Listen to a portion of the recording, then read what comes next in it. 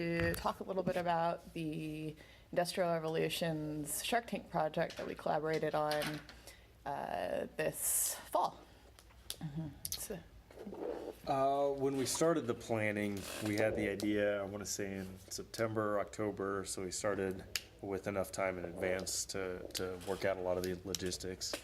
But sort of what we did was we made a timeline, I think, if I remember right, back planned it from the final product of what we wanted it to be, what we wanted the kids to have done, and then we kind of back planned from there, dates and content to be covered. I think that worked pretty well. I would do that again.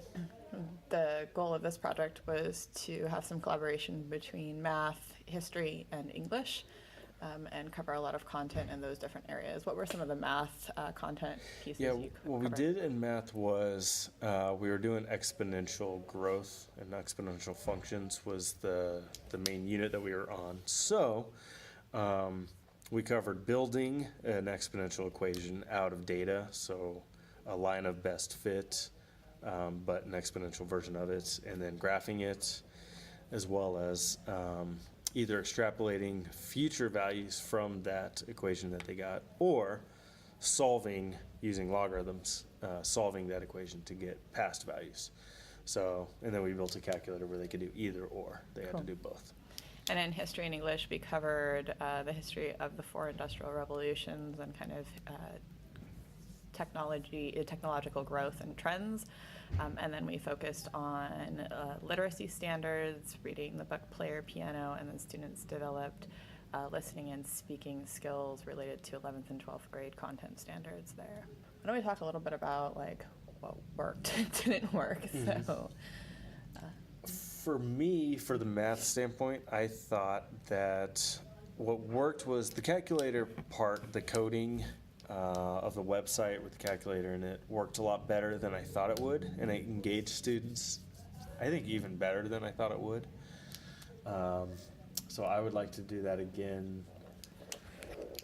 Some of the things that didn't work as well, I wasn't as big on having one group come up with a calculator as a group. I think I would prefer teams or individuals come up with at least a rough start of a calculator, and then from there they take bits and pieces from each group member's own individual calculator to come up with one, I think.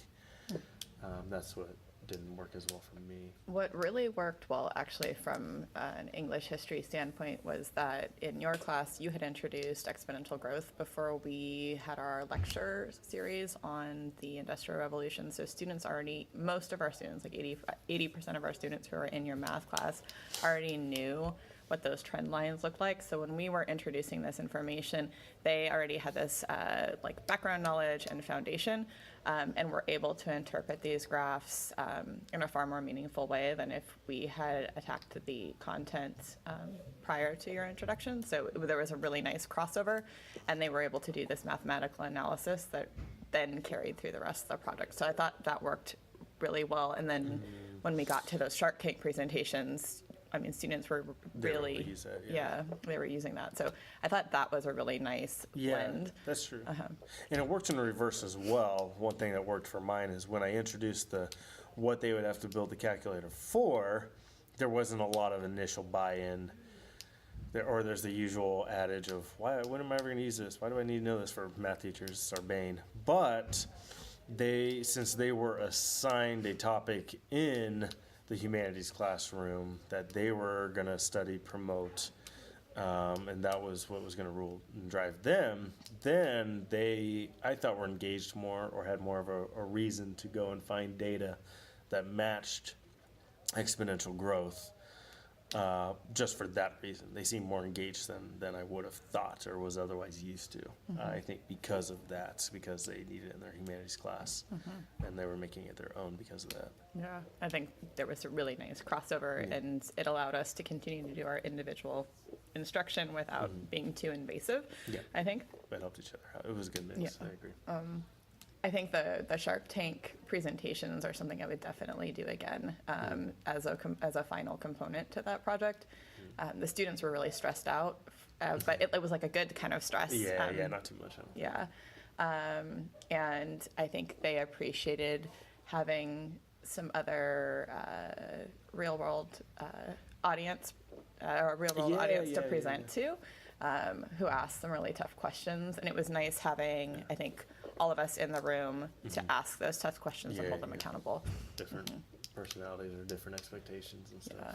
I think like I would definitely do the project again and continue to collaborate and build.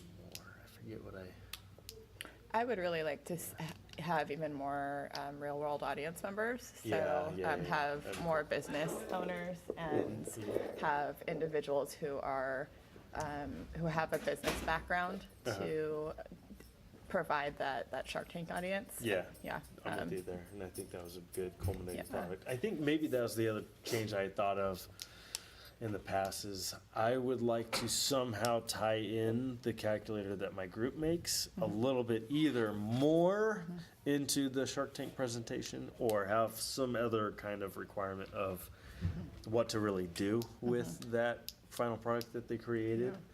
I would like to come up with something more concrete, more firm there than I did last time. I agree with you. I think they built those websites, and I think there's a way to Merge them. incorporate that. I think in a way that's a little bit more authentic and like really pushes them to that higher level of thinking. There's something there. And I think we can toy with this project and make some modifications for next year, so it's even stronger. Yeah. Yeah, I Awesome. agree. Yeah. Awesome. It was great working with you on this project. Yeah, same to you. Awesome. Thanks. Great. Appreciate Thanks. it.